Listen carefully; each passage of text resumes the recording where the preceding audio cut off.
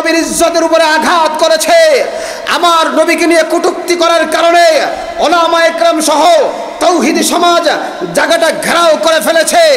আর্মির একজন সদস্যের সামনে বারবার বলতেছে একে এভাবে ছেড়ে দেওয়া হবে না, বিগত দিনে যাদেরকে ছেড়ে দেওয়া হয়েছে আপনারা থানায় নিয়ে আবার মামুর বাড়ির আবদারের মতো তাদেরকে ছেড়ে দিয়েছেন। আমরা কি দেখলাম? সেই নবীর আশেক, সেই নবী প্রেমিককে সেনাবাহিনীর ওই কর্মকর্তা একের পর এক গায়ে হাত তুলে তাকে আঘাত করা হয়েছে। আগামী এক সপ্তাহের ভিতরে এই সেনাবাহিনীকে শাস্তির আওতায় এনে জিজ্ঞাসাবাদের আওতায় আনতে হবে, ঠিক কিনা বলো? তা না হলে বাংলাদেশে আজকে নারী কমিশন বাতিল সহ সারা বাংলাদেশে আন্দোলন হবে, আগামীতে আন্দোলন হবে। প্রধান উপদেষ্টার ছায়া থেকে বাংলাদেশে থেকে কারা বিদেশি বেঈমানদের এজেন্ট বাস্তবায়ন করতে চায়, বাঙালি মানুষ তাদেরকে বয়কট করবে, ঠিক কিনা বলো? কি বুঝাইতে চান? বাংলাদেশে এই যে এত মাসে কি হয়েছে, কি পাইছেন আপনি? বাজার নিয়ন্ত্রণ আছে, দেখান বাজার নিয়ন্ত্রণ আছে। যাইবো যে একজনই চালাইতে পারে না অনেকে, আরে বিয়ে তো অনেকের জন্য করা হারাম। তো আজকে গুনার বাজারের অভাব নাই, কিন্তু শরীয়তের সমর্থিত একটা জায়েজ বিধানকে নিয়ে আমরা কি করি? কটূক্তি করি। আল্লাহ পাক আমাদের বুঝার তৌফিক দান করেন, জোরে কোন আমিন। আমার ভাইরা, এজন্য ইসলাম নারী নেতৃত্বকে সমর্থন করে না, কারণ নারীদেরকে আল্লাহ রাব্বুল আলামিন যেভাবে থাকতে বলেছেন সেইভাবে থাকাটাই হলো তার জন্য কাম্য। অর্থাৎ নারী যতটুকু ক্ষমতা, হাদিসের ভিতরে আসছে একজন নারী হলো নাকিসাতুল আকল, পুরুষের যেই মেধা মহিলার মেধা তার অর্ধেক। তার কতটুকু ভাই? সবাই বলেন কতটুকু? অর্ধেক। হ্যাঁ, কিছু জায়গায় পুরুষ থেকে মহিলা অনেক বেশি বুঝে, এটা আল্লাহ রাব্বুল আলামিনের খেলাফে কিয়াস। আল্লাহ পাক ওখানে ওই পুরুষকে ওই নারীকে পরীক্ষার জন্যই বানাইছে, যে দেখি তুমি এত বোঝার পরেও দেখি তুমি স্বামীর পাইরুই কতটুকু করো, স্বামীর হুকুম কতটুকু মানো। এখানে তারা একটা প্রস্তাবনা দিয়েছে যৌন কর্মীদেরকে শ্রমিক হিসাবে মর্যাদা দেওয়া। নাউজুবিল্লাহ পড়েন। অথচ আল্লাহ বলেছেন ওয়ালা তাকরাবুজ জিনা ইন্নাহু কানা ফাহিশা। আল্লাহ বলেন জিনায়ের ধারের কাছে যেও না। উপমহাদেশের ভিতরে সবচাইতে বড় যে যৌনপল্লী সেটা বাংলাদেশে। নাউজুবিল্লাহ গণ। বাংলাদেশের রাজবাড়ি দৌলদিয়ায়, এখানে লাইসেন্সধারী প্রায় 200 যৌনকর্মী আছে। যেই 200 যৌনকর্মীর মাধ্যমে প্রতিদিন প্রায় 2000 যৌনকর্মী আছে। যেই 2000 যৌনকর্মীর মাধ্যমে প্রতিদিন প্রায় 4000 যুবক জিনা করে। জোরে পড়েন। যে দেশে যৌনকর্মীর লাইসেন্স থাকবে, লাইসেন্স অনুযায়ী তারা এটা পরিচালনা করবে, আর সে দেশে আপনি থাকবেন আর আপনি বলবেন আল্লাহ তুমি রহমত দাও, রহমত তো একবারে উড়ে উড়ে আসবে। কথা কন ঠিক কিনা? তাহলে চিন্তা করেন। অথচ এই আইন পাশ যারা করেছে তারাও তো মুসলমান, কারণ সংখ্যাগরিষ্ঠতায় আইন পাশ হয়, ঠিক কিনা? আজকে ভারতের জমিনে মুসলমানদের উপরে নির্যাতন নেমে আসছে।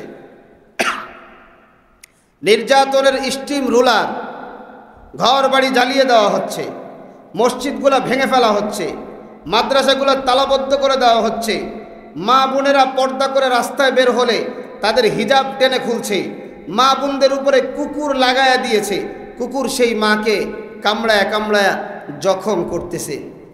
এই আইন তো, এই ওয়াকফের যে আইন, এটাও তো বিল পাস হয়েছে সংখ্যাগরিষ্ঠের ভিতরে, সংখ্যাগরিষ্ঠের মাধ্যমে। সেখানে তো হিন্দু, মুসলমান যেই পার্সেন্ট তার থেকে অনেক বেশি হিন্দু, সেটা ওই দেশে মেনে নিলাম। তো বাংলাদেশে কিভাবে হলো বলেন? 96% মুসলমানের বাংলাদেশে মদের আইন বৈধ আছে না নাই? এখনো কি নিষিদ্ধ করা হয়েছে? কি বলেন? বারগুলোতে মদ খায়া খায়া কি পরিমাণ মাতলামি করতেছে। মাতলামি করতে গিয়ে লাস্টে ছেলে মায়ের সাথেই কি এক অবস্থা, বাবার বৈবাহিক জীবন শেষ হয়ে গেল, কত কিছু নষ্ট হয়ে যাচ্ছে। আল্লাহ পাক এই গজব থেকে আমাদেরকে হেফাজত করেন, পড়ি আমিন। এরপরে আসেন, বলতে চাই নারী পুরুষের সমান অধিকার, মানে এখন তালাকের পাওয়ার ইসলাম কাকে দিয়েছে? বলেন বলেন বলেন।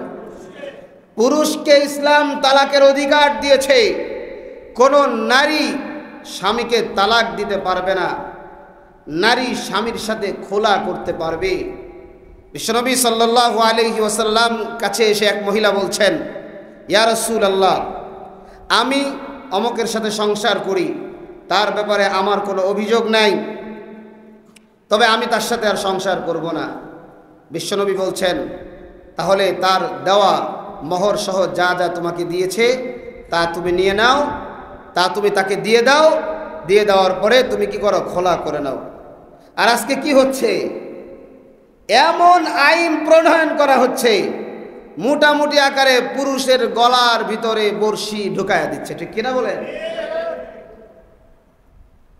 সব জায়গায় নারী এক পুরুষ থেকে আরেক পুরুষের কাছে যাচ্ছে, পুরুষ বাধা দিচ্ছে, তো তার উপরে ধর্ষণের আইন জারি করা হচ্ছে।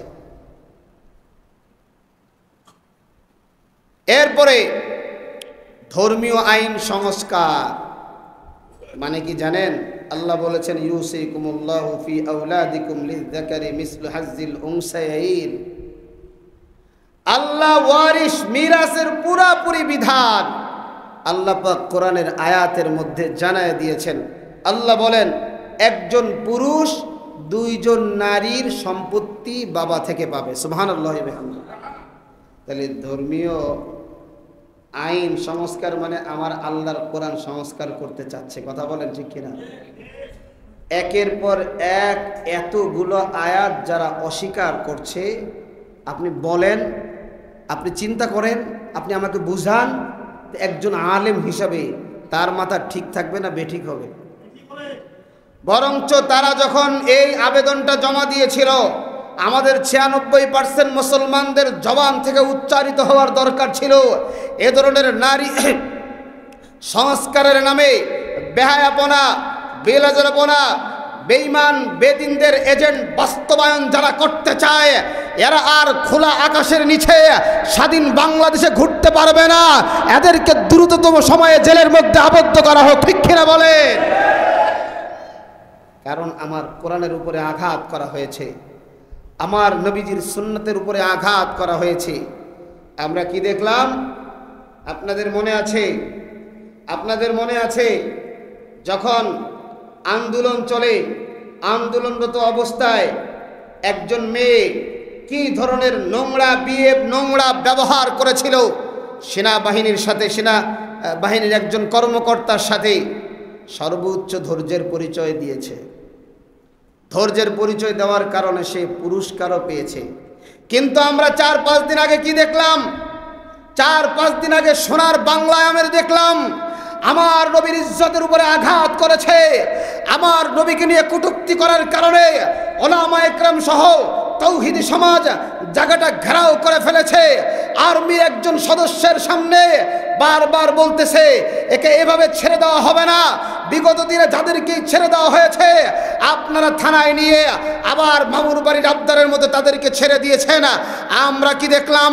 সেই নবীর আশেক, সেই নবী প্রেমিককে সেনাবাহিনীর ওই কর্মকর্তা একের পর এক গায়ে হাত তুলে তাকে আঘাত করা হয়েছে। আগামী 1 সপ্তাহের ভিতরে এই সেনাবাহিনীকে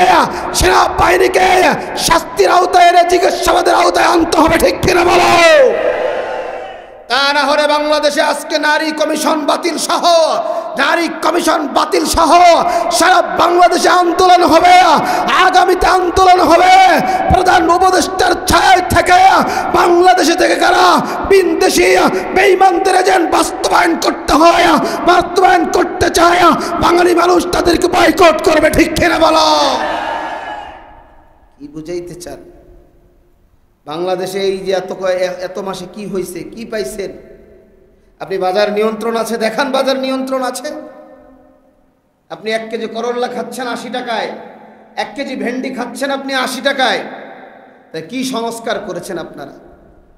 মানুষের জানের নিরাপত্তা নাই, মানুষের সম্পদের নিরাপত্তা নাই, মানুষের সন্তানের নিরাপত্তা নাই। তাহলে আমরা এত আশা নিয়ে আপনাদেরকে কেন বসাইলাম? আমরা এত আশা নিয়ে আপনাদেরকে কেন বসাইলাম? মনে রাখবেন, শাস্তির প্রয়োগ যতক্ষণ পর্যন্ত শুরু না হবে ততদিন পর্যন্ত অকারণ চলবে, অকারণ চলবে। আলহামদুলিল্লাহ, আমাদের ধর্মীয় উপদেষ্টা আল্লামা আহমদ খালিদ হাফিজাহুল্লাহ সেদিনকে বলেছেন, ধর্ষকের শাস্তি, ধর্ষক সে যদি পুরুষ হয় তারও শাস্তি, মহিলাও যদি হয় তারও শাস্তি। তিনি 2টা প্রস্তাবনা রেখেছেন। 1 নাম্বার হলো ধর্ষককে ফাঁসি দিবে। 2 নাম্বার, এটা যদি না হয় ধর্ষকের যাবজ্জীবন জেল ও মরার আগ পর্যন্ত আর জেল থেকে বের হইতে পারবে না। আমরা চাই 2টার একটা আইন হোক, ঠিক কিনা বলেন? সাথে সাথে তিনি আরেকটা কথা বলেছেন যে আমরা ধর্ষক হিসাবে শুধুমাত্র পুরুষের বিচার করি, মহিলা কি দুধে ধোয়া তুলসী পাতা, তার কোনো দোষ নাই। তিনি বলেছেন নারী পুরুষ দুজনের বিচার হবে। আমরা একজন মুসলিম, এজে মুসলিম হিসাবে আমরা চাই, যদিও এটা কোরআনে আইন না, যদিও এটা কোরআনে আইন না, কোরআনে আইন হলো বিবাহিত হইলে এক শাস্তি, অবিবাহিত হইলে আরেক শাস্তি, সাথে সাথে কার্যকর। কিন্তু যদি আমাদের রাষ্ট্রে যদি এই আইনটা হয়, তাও আমরা আশাবাদী আগামীতে বাংলাদেশে আর ধর্ষণ থাকবে। কথা বলেন, থাকবে? আমার ভাই, এজন্য দেখেন সুকৌশলে আমার মা বোনদেরকে নিয়ে ছিনিমিনি খেলা হচ্ছে। অথচ যে কথা বলছিলাম, ইসলাম নারীকে পুরুষের থেকেও বেশি অধিকার দিয়েছে। সুবহানাল্লাহ পড়েন, সুবহানাল্লাহ জোরে পড়েন। হাদিসে যান আপনি, হাদিসের মধ্যে এক সাহাবী নবীজিকে বলছেন, ইয়া রাসূলুল্লাহ, আমি প্রথম কার খেদমত করব? নবী আমার বলেন তোমার মায়ের। দ্বিতীয় আবার সেম প্রশ্ন, কার খেদমত করব? নবী বলেন তোমার মায়ের। 3 নাম্বার আবার সেম প্রশ্ন, কার খেদমত করব? নবী বললেন তোমার মায়ের। 4 নাম্বার প্রশ্ন, কার খেদমত করব? নবী বললেন তোমার বাবার। আল্লাহ রাব্বুল আলামিনের নবী এখানে মাকে 3 বার প্রাধান্য দিয়েছেন, বাবাকে 1 বার। আল্লাহু আকবার পড়বেন না? কোরআনের ভিতরে সূরাতুন নিসা আল্লাহ পাক নাজিল করেছেন, মহিলাদের নামে সূরা নাজিল করছে, কিন্তু আল্লাহ পাক সূরাতুর রিজাল পুরুষের নামে কোনো সূরা নাজিল করে নাই। সুবহানাল্লাহ পড়েন। আল্লাহ রাসূল সাল্লাল্লাহু আলাইহি ওয়াসাল্লাম বলেন, কারো যদি 3টা মেয়ে সন্তান হয় আল্লাহ পাক তাকে 3টা জান্নাত দিবে। সাহাবা প্রশ্ন করে, ইয়া রাসূলুল্লাহ, কারো যদি 2টা হয়?